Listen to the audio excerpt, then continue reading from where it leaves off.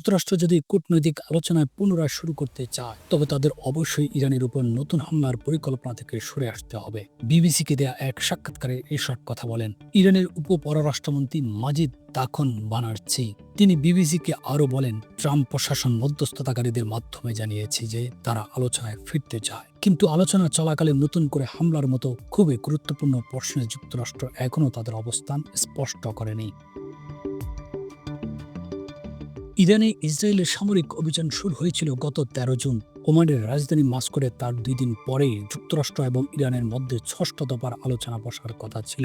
কিন্তু Israel Iran সংঘাতে যুক্তরাষ্ট্র পরে নিজেই সরাসরি জড়িয়ে পড়েন এবং ইরানের কয়েকটি পরমাণু স্থাপনায় বোমা হামলা করে মার্কিন বোমারু বিমান।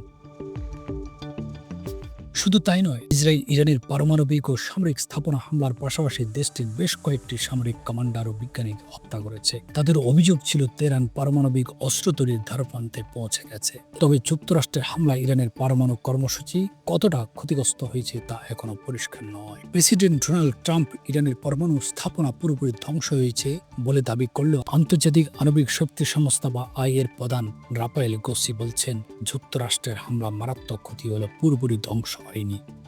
গ্রোসি বলছেন, ইরান কয়েক মাসের মধ্যে ইউরেনিয়াম সমৃদ্ধকরণ শুরু করতে পারে, কিন্তু ইরানের উপপররাষ্ট্রমন্ত্রী তখন বানার্চি বলছেন এই বিষয়ে তার জানা নেই। নিষেধাজ্ঞা থেকে মুক্তি বা বিনিয়োগের পরিবর্তে ইরান কোন সমঝোতা যাবে এমন কোনো সম্ভাবনা আছে কিনা জানতে চাইলে তিনি বলেন, কেন আমরা এই ধরনের প্রস্তাবে সম্মত হব।